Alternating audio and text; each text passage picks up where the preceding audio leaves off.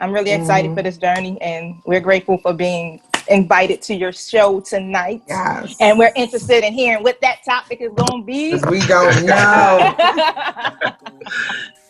So, if you don't know, these young ladies really don't know what I was getting at with this topic.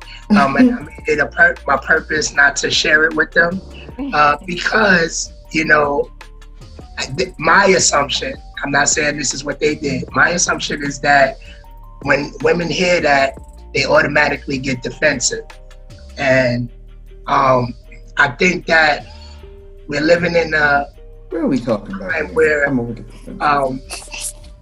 we're living in He coming for us already. Exactly is happening, sis. Because they start to get defensive. What exactly are we talking about here? Wait, hold on. I wasn't even finished yet. Can I? Jesus. Yeah, that's what I'm saying.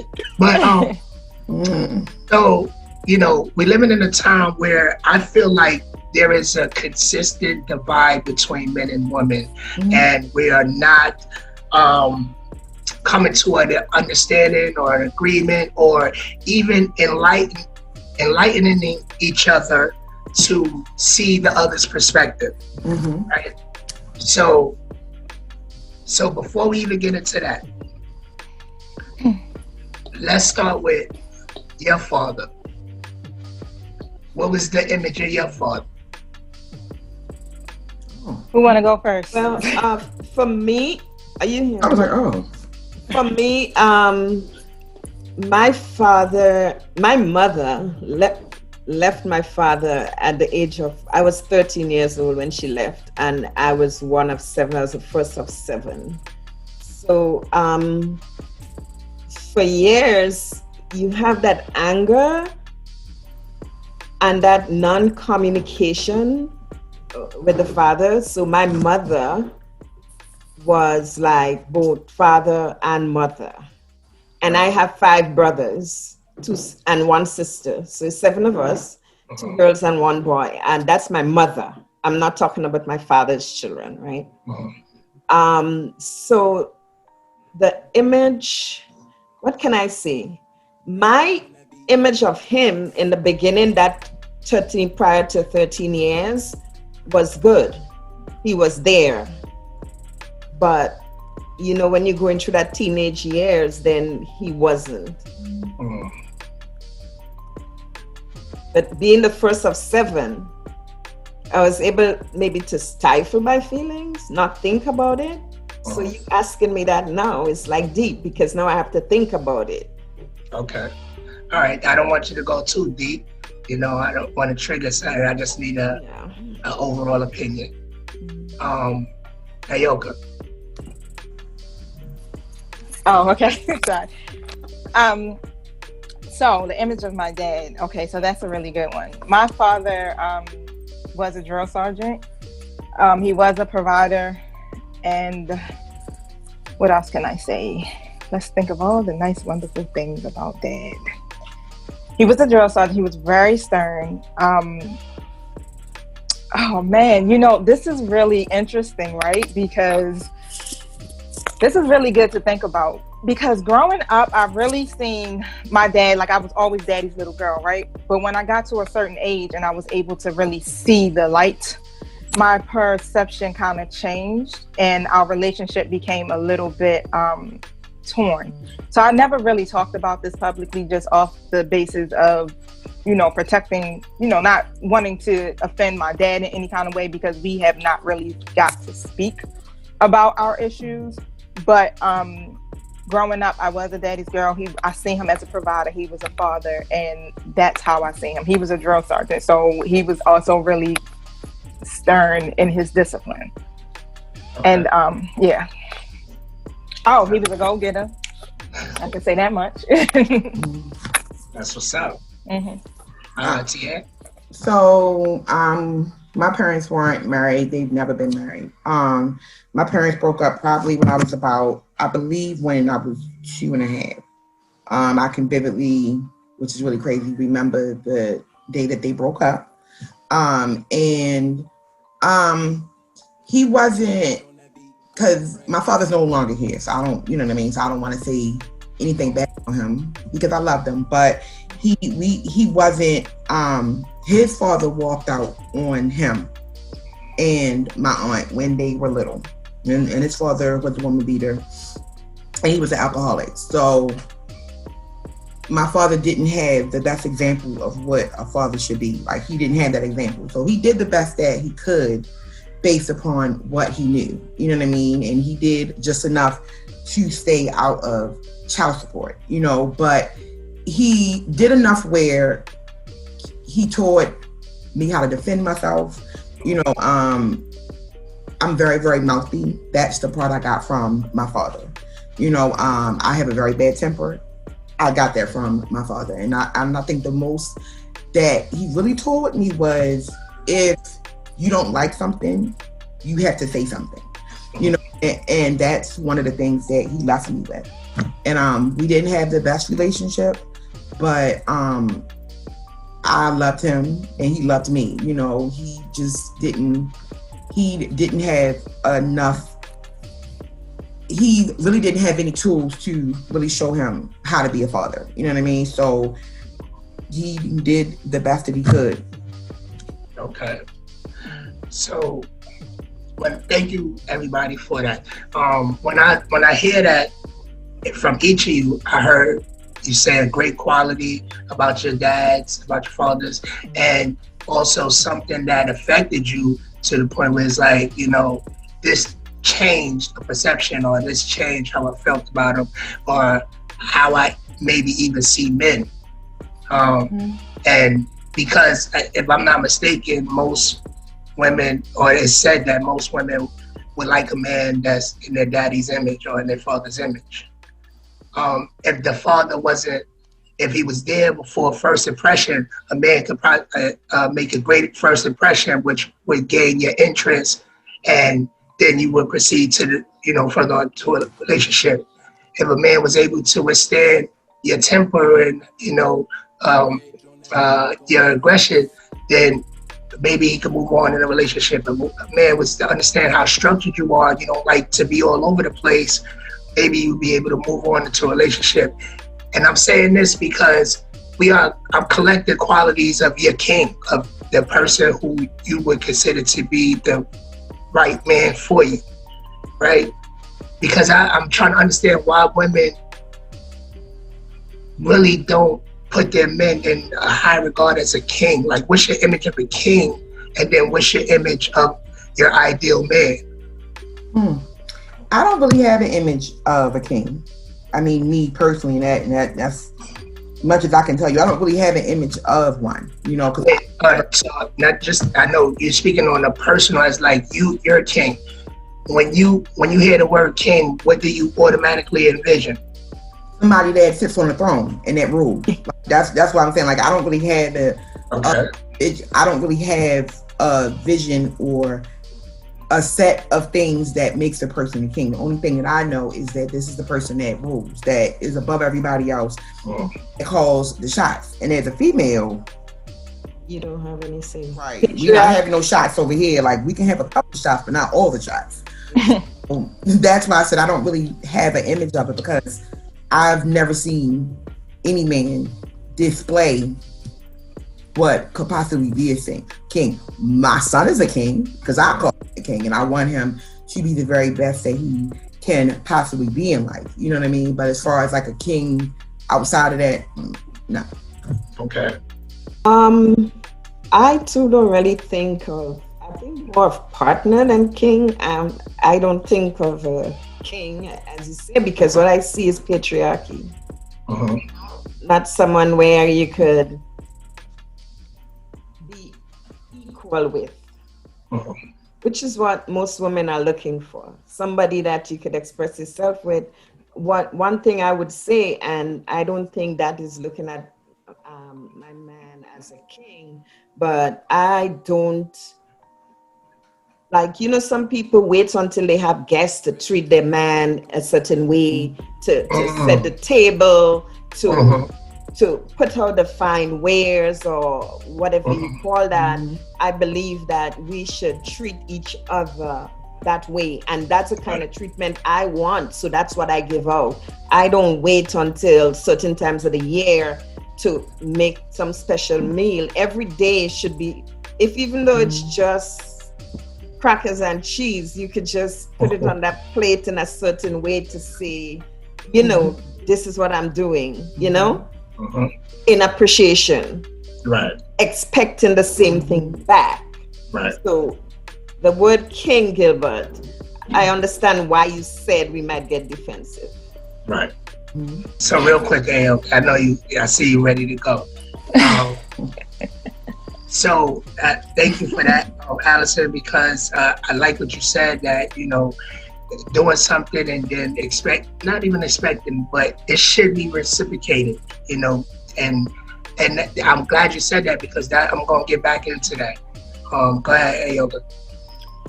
So when I say king, I'm normally just addressing a man as a king to let him know that you have high regards, you are a part of royalty, you know, just to help them realize how powerful they are as an individual. But I've never looked at it like I'm with everybody else. I'm in agreement with that as far as it's a partnership. To me, that's how I see it. It has to be a partnership. Yes, I do know how to lead and I do know how to serve at the same time, but I don't want it to be where it's like you were saying, it's like I call all the shots and blah, blah, blah. But I think everyone has an equal give and take into that relationship. And it should be respected boundaries. But yeah, to basically think of it in those terms. Okay. I just want to make sure I clear this up. I never said it's my way and this is how it goes. Get me in trouble. Talk about it's my way. No. Okay. You asked about a king. That's right. And yeah, you know why? that Because you need to understand the different, like, I have 3 different perspectives, right? And automatically you said somebody sit on a throne that rule everything, da da da da da. But Ilka said somebody who I hold in high regards and who, you know, I want to uplift and I want to empower. And Allison, she gave both perspectives. And that's what I'm trying to say. Like, we're saying the same thing too. Like, we're not asking you to call us king to rule over you. It's help uplift us, because we are being beat down from all different perspectives. And once we lose our power source, our rib, it's over. And so, go ahead. I'm sorry. So I started kind of like elevating past the king status. It's almost like now I'm seeing you as an emperor. Like, you're someone, you understand? So it's like, okay, yeah, we're going to go higher than that, because if you're looking at it on a spiritual level, it's like, you, like I said, you are powerful. And I think a lot of times, all of us, men and women, we kind of don't see ourselves to that capacity. And that's where the divide comes in, is because that individual person, like, I think you're saying, like, women, do we get like, no, he ain't no king or this or that, like, defensive? Is it because of the fact that not all women, but some don't really know exactly who they are, as well? So how can you address another person to that high regard, and they don't even recognize that they are queens and they are empresses and powerful manifestors and beings and different things like that. So I think that's where we have the divide. It's a lot of people that just don't even have a clue, they're not connected. Okay. I mean, that's just my opinion. Yeah, I do agree with that. That's great. No, I think that's absolutely true. And why you think that? Why do I think it's true? Yeah. Just pray. I mean, well, I think it's true just for the females. I mean, especially for the females, they can't see, because I'm one of those females. They can't really see anything like outside of like what's in front of them. So they can't see that there's probably a possibility that I'm going to meet somebody great and that I have to be by their side and I have to stand by them because they deserve that. Because they've never had that. Like, they've never had it, like, at all. Whether it's with their father, whether it's in relationships, they have never had to really do that. They've never had it. They've never had an example, and so they just don't know what to do. Like, understand it. They just don't have like any idea on what to do.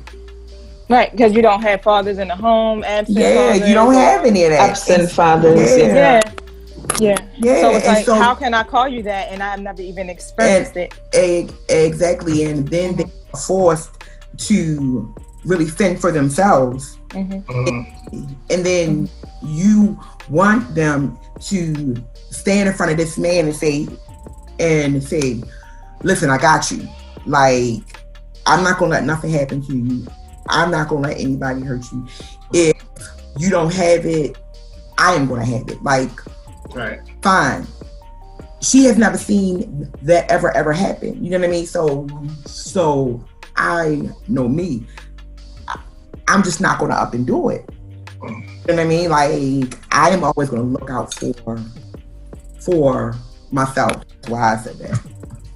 Okay. I just want you to look at what's being said, right? It's like they don't have a father in the home. They don't know that. But then you have the gentleman who comes along and says, I got you. I'm gonna show you.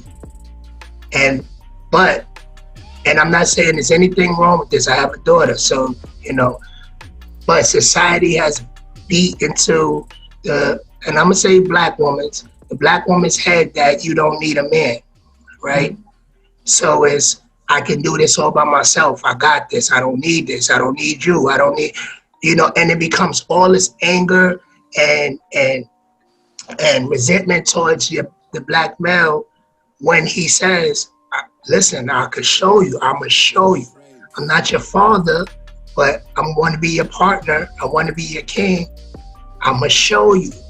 And it's being open enough to allow that. Like, do you think women will get to that point where they can trust black men again to show them how to be loved by a man, how to appreciate a man, and be willing to address him or treat him as a king? I hear you. How many women experience that? And we have to go back to the fact that we have to go all the way back to slavery and think of intergenerational trauma that has caused our men to be where they are. And, you know, they're angry, and the people that may be supporting them and are looking for the same thing, when they can't fall through with it, becomes angry. So then everybody look at us like a bunch of angry black women and black men. But we really have to start not sugarcoating our history, not trying to mentally think that the other side is better than us, you know, and we want to put ourselves with that other side of our ancestors than the ones that we should, right? We really have to go back there and start talking about our history, talking about the trauma that our men have seen and the reason why most of them can't deliver. You understand? And until we start doing those things, until we start doing those things, we are going to be where we are, blaming each other and being angry. I definitely agree. So just know that I don't blame any of you women. I really appreciate you right now, because just really this is what it's about. We really need to find ways to coexist and learn to love each other as men and women again. You know, like men and women. You know, nobody's better than the next, and we could do for each other. We can't do alone. We could do together. And, you know, I think that's the message that I'm really trying to get across, because I wanted to really find out, like, you know, I know this is a mini census. It's only 3 of you, but if you were making a soup right now, a potion, what are the ingredients that you would add that would help black males get back to that sense of royalty, if you want to say the most? Man, so you know, dependability. Yeah, and you know what? I hit everything at the root. So a lot of times we talk about the surface things to make things better, and that's just not it. You got to get to the root of the problems, and usually that stems back from childhood. And like she said, it's generational. We're going through a line where the system has already put in place. They divided the Black families on purpose. They took the man out of the household, but not on top of that. On top of that, you have emotional trauma, you have childhood traumas, you have all these different issues that people are not dealing with and confronting. And when you don't do that, you don't have good interactions and relationships with people. So like even now, I just did a recording, and it was about abandonment issues, and that's a lot of what everybody are really encountering right now. And when you're not really dealing with yourself, you're trying to figure out, okay, why am I not attracting this ideal mate? Why I keep having these toxic relationships or friendships? But no one never wants to look inside of themselves and figure out what the problem is.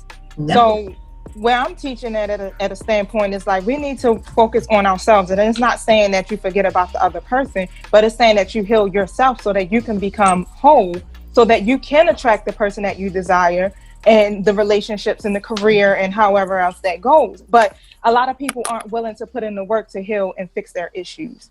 So yeah, that's where it's going to have to start. And even for the Black male, I mean, they're also coming up in a household with women where there's no fathers, but you might have women who are literally like, I don't want to say anything bad, but either we are over pacifying our boys or we're not being sensitive or empathetic enough.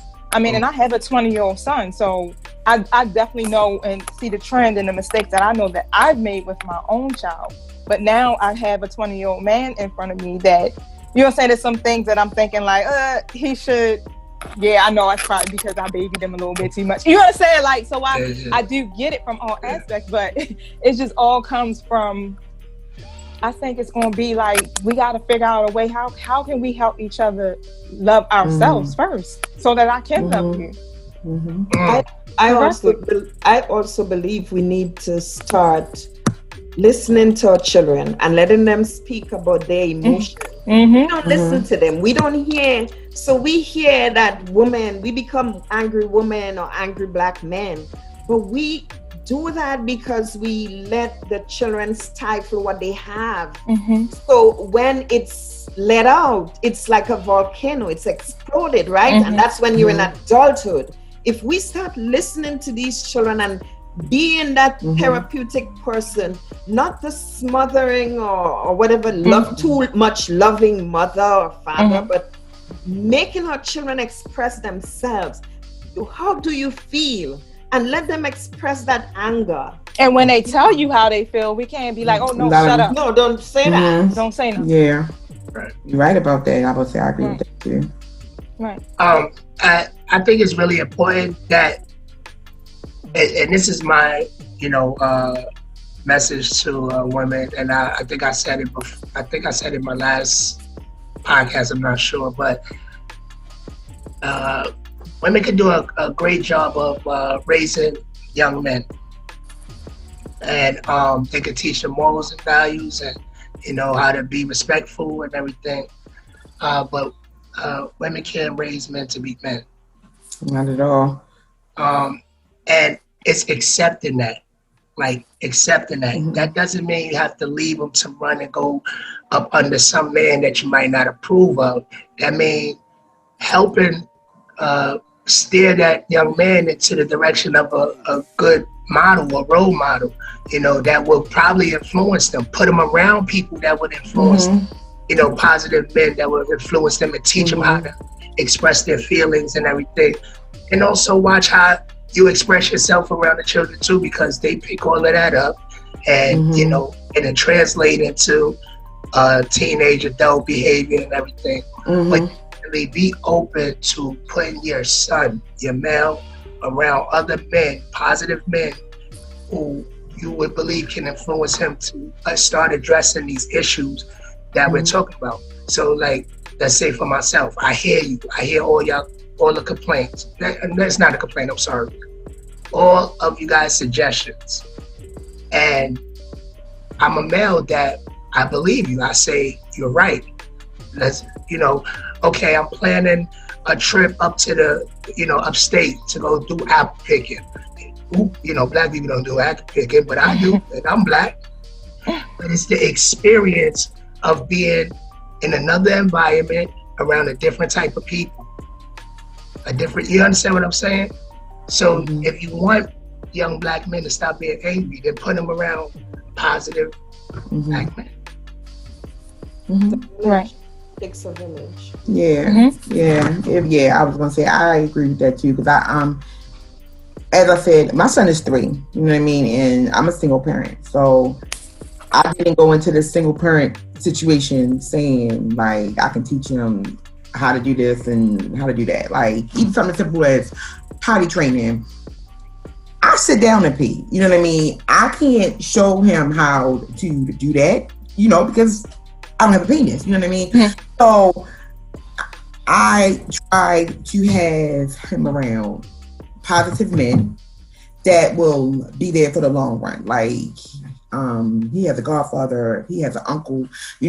I just purposely try to, because I don't want him to grow up and be one of those black men that are angry, that are making all these excuses about why they haven't done this and why they haven't done that. He will have the tools now. If he doesn't want to use them, that's not on me. I'm going to do my part. But, I agree with you on that part. I'd be thinking funny, and I was when you said, I don't know how to potty train him. I put him around. I sit him down. Like I sit him on the toilet. Learn how to potty train. Like I sit him on the toilet. So when you're damaging his godfather's like, you're damaging them. Sits on. I don't have a penis. So what do you want me to do? But you're a grown woman. You know how the body works. So don't do that to us. Sit him on a potty. And he's to the point that when he has to use the bathroom, he sits down. And he fussed at me about it, but I'm like, to tell you, like I'm doing my best, but that just show I can't teach him little things like that because I'm not a man. You know what I mean? Our baby sits down to pee. It is what it is. It is what it is. As he grows older, then then he can stand up and do it on his own time. Because then they get so close to you. But there comes a time when you have to, I would use the word push them away slowly, lovingly. Yeah. There comes a time when they start growing and you have to start, I don't want to say molding, but helping them to, to realize that the world doesn't just evolve around mommy. No, not at all. And it's hard to do when you're I'm not a single parent. My kids had my kids have their dad, but I know it's difficult when you're so close. My husband, for example, was in the military for years. And so my son, if I stopped to talk to that guy, he would punch that guy. Wow. I'm telling you, he would just not try. And he was like 3, 4, Oh, okay. I think punch him. Yeah, he would punch that guy. So protective. I saw it like protective, but there comes a time when you have to start saying, okay, draw a line, Mm-hmm. You have to draw a line. That's cute. That's very cute. He will punch him. Because my ex-husband always says to me, you just do too much for that boy. You baby him. He don't know how to do nothing on his own. What is he gonna do when you're not around anymore? Right. And I just be listening to him fuss and fuss and fuss, and I'm like, well, that was what you were supposed to do. But I do understand that where he's at. She was throwing shots. Yeah, but that's another instance where you have a black male who did not have those type of. I mean, he had men in the family that were good role models, but at the same time, he still did his own thing. So he's living his life based upon how he thinks it should be done. Mm-hmm. And and also dealing with issues that are, that break him down or make him feel a certain kind of way. So it's hard for him to kind of put that into his son. And I'm not making excuses for it, but you end up having those cases that are like that. And then you got mamas that are sitting here trying to play mommy and daddy. And it's hard. It's really hard. And it's not even necessarily saying, like, even if you got the man in the house, what is that saying? It just all, to me, just point blank, just goes back to childhood. So, like, for us grown folk, is it too late? I mean, it's never too late, right? But we got to start. Take some work. It'll take some work, and it's work that you got to want to do, because everybody has free will, and people be so stuck in their ways. Point blank. So either you're gonna put up with this man that ain't doing nothing, or you're gonna just be by yourself and be that independent woman and don't have to worry about the stress. Right. Very true. I think that, I'm gonna say this without getting in trouble. It's okay, you can go ahead and say it. We ready. We like trouble. No, because I don't want to seem one-sided on this, and it's just like, because I just go back to this image of being a king and how kings are treated, and the best kings are great servers. Meaning that they serve everybody around them, even though they're a king. And it takes everybody's power to get him to that status, right? And when it comes to, I know we got these gentlemen dealing with issues, we got females dealing with issues, but, we're only responsible. We all looking at you like... You so what happens when you treat them like a king and they take all of that and treat you like the servant or the concubine? Okay, so bingo. That's where I was going with it. I was gonna go. I could wait till you finish. Once again, I hold you women in high regards, and I think you're very intelligent. And I believe that you will be able to pick up on signals and signs that says, hold on, you're playing yourself. And you're able to disconnect from that situation. But if you're an unhealed woman, you are addicted to those attachments, those unhealthy attachments. You can't see the red flags. As a king, he should be willing to, or he should be working on all those deficits. Let me say this, right? Mm-hmm. King doesn't mean perfect. King doesn't mean you know it all. King doesn't mean that anybody's below you. A king is a title, but at the end of the day, it's the feeling that's attached to it, right? And I know myself, when I'm made to feel in high regards as a king or uplifted, like I have superpowers. I be going out. That's why I've been the primary provider for my household. I changed my whole life around, and I'm sticking with my kids because of the feeling of. But look what you said. You did the work, right? So you did the internal work. What motivated me was that woman, like, go king, go. Right. But you had some that had that same motivation that will go, can go well, put up flyers, will hold up, will protest and do everything that they should do, and they have done it for years. You know what I mean? And they still don't get the same in return. You know what I mean? And when you have a female that does it on a consistent basis, I have seen females that have been in relationships and I was one of them. Men, they're worship the ground you walk on. Right, will do every single thing possible, and will basically leave that relationship feeling even worse than what she felt when she went into it. After a certain amount of relationships, people get tired. I don't have the mental energy and I don't have the anxiety. I just don't have it to keep on doing it. So in the meantime, I'm just not going to do it because I have tried. I have gone into this honestly. I have said that I'm going to this man with the most respect. I'm going to give him everything that I could possibly give him. And it starts off good. And then at some point, The mask come off.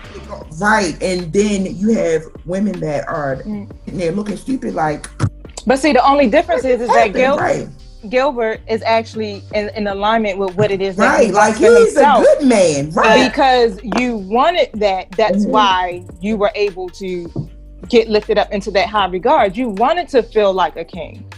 Then again, here's another ingredient for the pot: education. Gilbert is at a level of education that a lot of our Black men hasn't been afforded, right? So, and when we talk about education, sometimes we don't just mean the degrees, but just knowledge in general. You know what I'm saying? And it goes back again to single mothers or, you know, that household or that childhood. It keeps going back there, right? So education is very important. So you now could decide, and I mean, women do that a lot. I could speak for myself, like, what do I really want? And, you know, you growing up and some people would be like, oh, you don't have a boyfriend. But if I don't see the qualities that I want in somebody, I'm not going to have that relationship. And that's how I base my life. And that, I guess, might be because of my father not being there. And you know what I'm saying? Yeah. Sometimes we don't talk about it, but I knew that I didn't want certain things in guys. And you see guys that, oh, they're interested in you. And people be like, oh my God, that guy like you, whatever. Yeah, okay. You know? Until you come That'd be me all day. All right.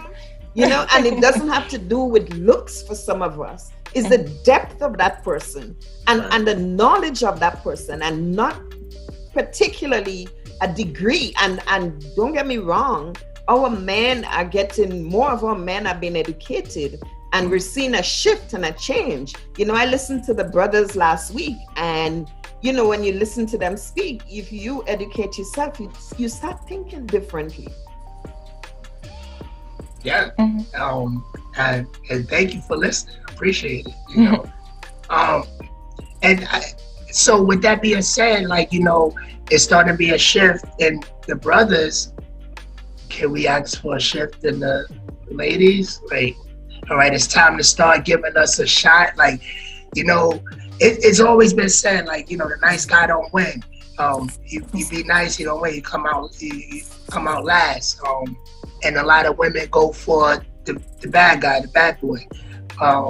And so these really good men get left on the side.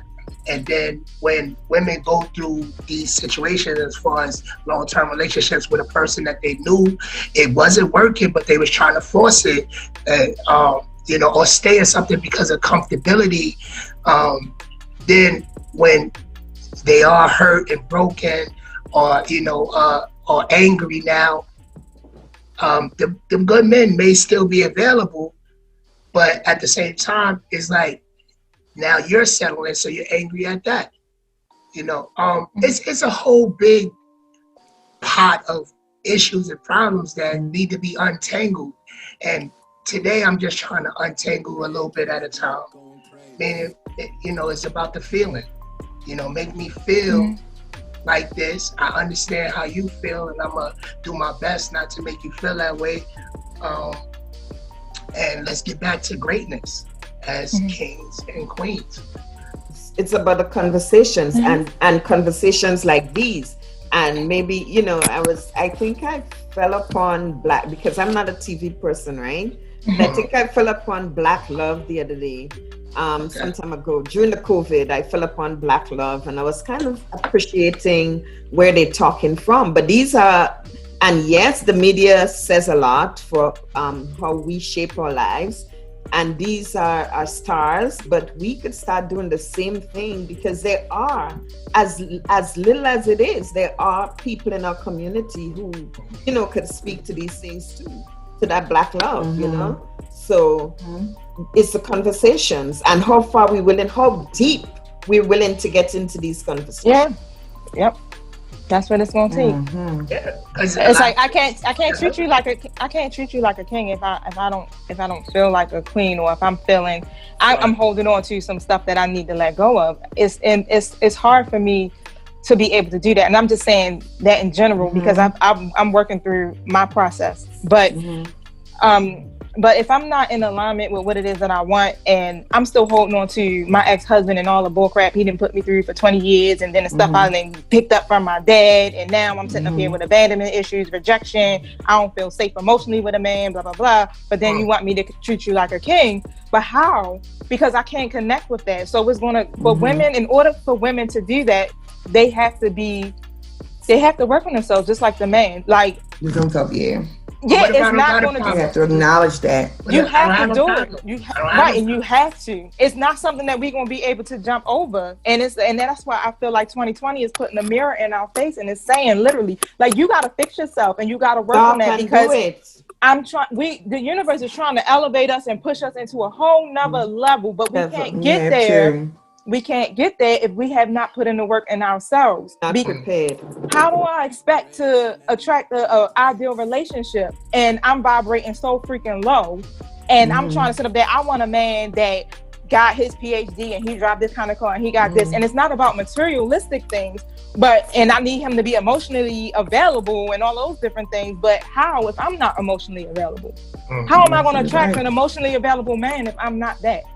You want to attract what you are. I'm attract what I am. What you are. It's that's what it's about. I mean, that's just my opinion. I really feel like once we get ourselves together, literally, then we'll have these ideal relationships that we want and people. And I agree.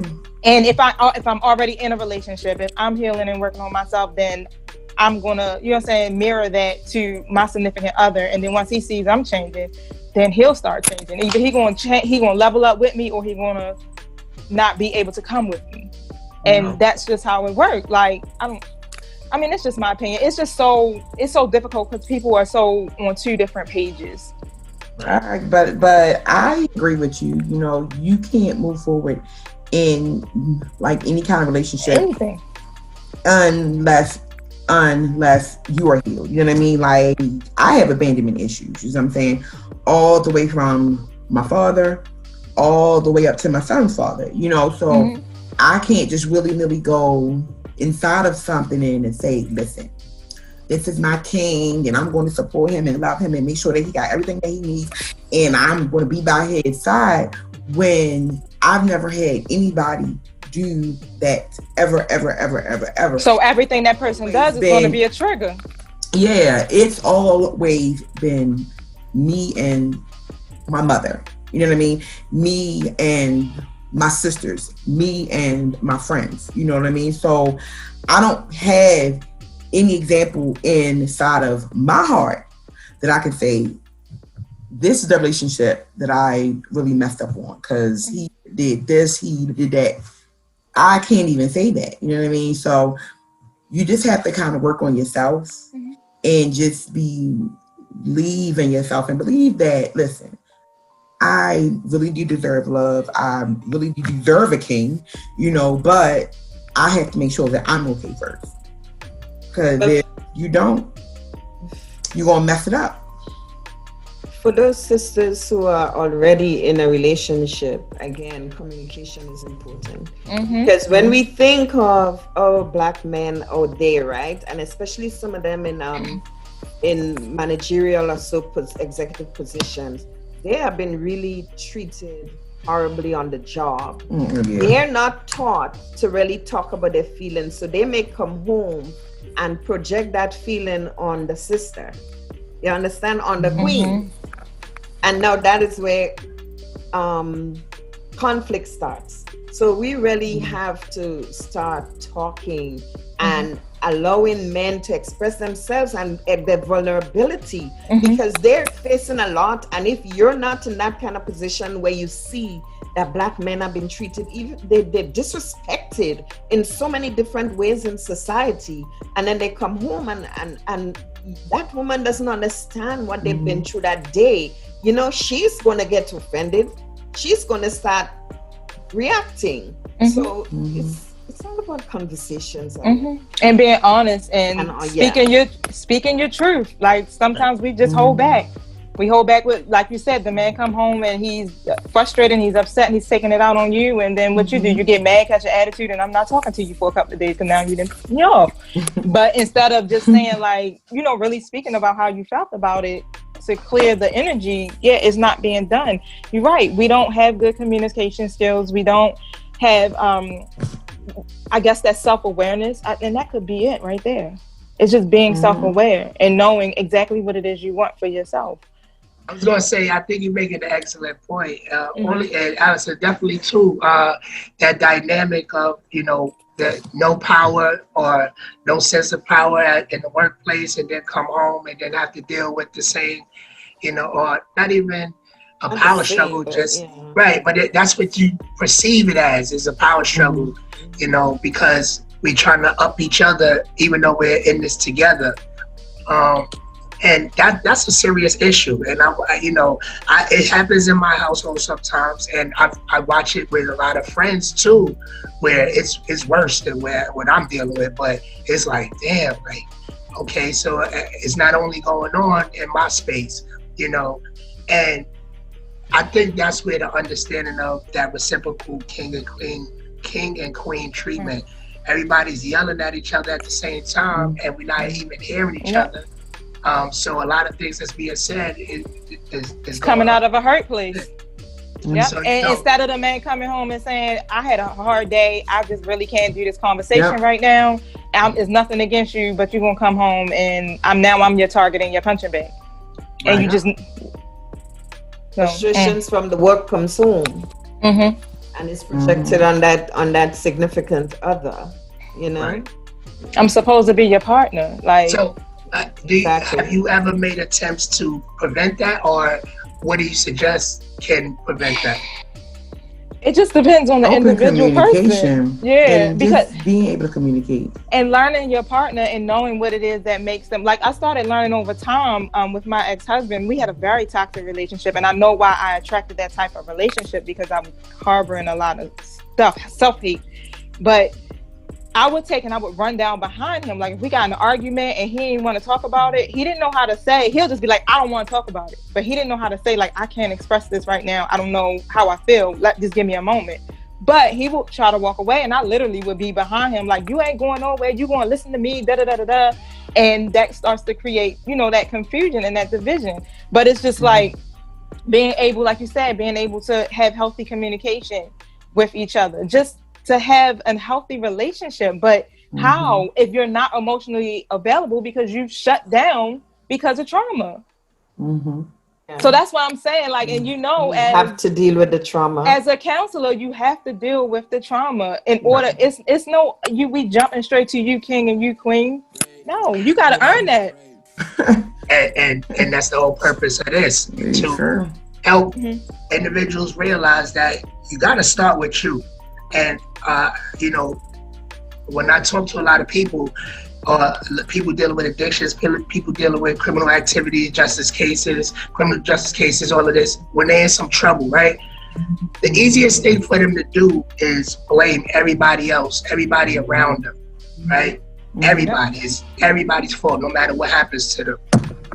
They never look at themselves. And I think that's what we're saying is, when we're having an issue, even if I feel like what I'm saying is right, I still look at myself, because maybe how I presented the information was wrong, or maybe I could communicate it at a different time, in a different space, more clearly and more slow. I have to look at what part did I play in it. You're absolutely right. People don't want to look at themselves, their trauma, their issues that they're dealing with. They don't want to look at what part did they play in it. Whether you're wrong or you're right, or you feel that you're wrong or you're right, you still need to look at how can I make this better. Right. I don't have the perfect relationship. I'm not the perfect dude. Everything don't go right. Things get really hard sometimes. So I have to constantly say, okay, we can take this way out, or do this, or stay this. But how did you humble myself? Right. How did you evolve to that state? You understand that it took a process. It wasn't something that was overnight, right? Maybe this was a gift and a curse. My time spent away from women helped me appreciate. It helped women. you to go within Appreciate and them. deal with yourself and Not even deal with myself. Mhm. Appreciate women, period. because they wasn't there. Because they were not there. And I hear you say, you brought up a good point, because we have to be able to let go and to just say we're sorry sometimes, you know, and that's something, again, we don't do, whether it's the man's side or the woman's side. Sometimes we just don't say, you know what, I think I was wrong, even though I know sometimes that, you know, in my head I'm saying, well, I'm right. I'll be like, okay, you know, I think I was wrong. Women don't say sorry. Yes, That's a lie. Yes, you do, because I do it. I do. I do, and I show it. And I need to. I would show it. I would express it in many ways. And you know, if you know I'm mad, like I grew up hearing my grandfather say that the sun should not rise on your anger. So whatever you had, by the time the sun is coming up next day, It should be over. it should be fixed. You understand what I'm saying? Hopefully you have that time, right? And if you don't ask for that forgiveness when you should ask for it, and you do things that would show that you just forget it. Some people would nag about the same thing, and I understand that's just our cloth. That's how we made. We would nag about some things, yes, until we get the answer we want. But sometimes you just gotta bite those teeth, and you know, because it's a process, and we're different. No matter how much we might be compatible, we're still different. Yeah. You and know? a lot of times we operate out of ego. So Absolutely right. So I like, you know, to end it with a little question and your thoughts on what is something that you would hint or try to get men to develop that would push them into a light where it feels natural to call them a king. Trust me. Like, trust me enough to tell me everything that you are dealing with, everything that you're feeling, your fears, your insecurities. Like, I just need you to trust me with that. And I need you to trust that I'm not going to do anything with it except for help you. Like, I just need you to trust me. And I need you to just be honest about it and just tell me. And I mean, that's one of the things I think. Okay. A lot to do with taking action, like being that. So if you want to be a king, then you need to be operating in king status. Like, you can't be sitting up here in joker status and then king status the next day. Like, you have to be really in that energy of esteeming me as a queen as well. So yeah, I need that. I need action. I don't care nothing about words. What you want, what you say you want to do for me, do it. Let me see it. Just add that you're the king. Just remember that I'm the queen, and that respect has to be reciprocated. It can be one way. It has to be genuine, and you have to be able to be vulnerable. Just show yourself. Yes, be emotionally available. That's why I said just cry together. Trust me and show me. You walking around mad about a bad day at work because somebody ate your lunch. This is bigger than your. I want you to tell me why. Like, I want you to open yourself. Why are you having a hard time expressing how you feel? Just what's the problem? Exactly. Just tell me what the issue is. So, listen. I think I could get some next summer. I think I could get some gentlemen to answer, you know, this questions or get their perspectives on it. This is cuffing season. It's about to turn into a battle of the sexes. Right, yeah. You know, we could see it. That's the thing. We so quick to battle each other. This is understanding. We about to have an understanding of the sex. We need to have a panel. We need to have definitely. I think that would be a panel of men and women. It would be a wonderful thing. Definitely. And I'm going to definitely put it together. We're going to get into it. Put us on the books. Put us on the books. Yeah. Put us on the books. Because, you know, it's all about understanding. That's the only way we can move forward, if we understand each other. And it'll be easier for us to work together, to build, to grow, you know, to become a community again. Because once I understand that I'm surrounded by queens and, you know, I interact with kings, and I'm talking about myself also, you know, it's easier to build my empire, my world. So nobody is beneath me. We all on the same plane. And I know how powerful a woman could be to a black man. You know, you women are powerful in what you do for black men. So don't forget that, you know, and also don't get cocky. Like, understand we get it in too as black men, you know. I want to thank you ladies for coming and discussing this topic with me. I hope you enjoyed yourself because I enjoyed mine. We did. Great. Well, I'm definitely going to bring you guys back for that. But It's not a male. The panel discussion. I just have one request. When we do this panel situation, right? Make sure it's somebody single on this panel. That consider himself the king, and that like some dark and meaty. What? Because you never know. You never know. As we talking about kings and we having some good conversation, nobody want to leave out of here just walk away with some positive thoughts. I want to walk with a phone number. So. Yo. And some of our wise, the older people, so you should have so we can get their perspective. See, we need new minds here. Yeah. What younger T? I mean, because generational is different. Everybody has different perspectives. And that's the thing. Like, you know, once you start dwelling into the elders, they got that knowledge, but things change. They old school and they stuck in there. They changed a long time ago. They'll tell you Papa was a Rolling Stone, but you still stick by that man. And you were fine, and I was happy. No, you were not. You were not happy. You weren't. With that. You were miserable. No, they was miserable because the men were still traumatized, and they was even more traumatized. The men were really traumatized at that time. Once again, thank you. You know, I can't wait to work with you guys again. Ladies, stay safe and enjoy your night. You too. Peace. Bye, guys. Bye. If you enjoyed this content, don't forget to hit the like, subscribe, and notification bell so you can get updated every time I drop a new video. Thank you for your support, and I'll see you guys next time.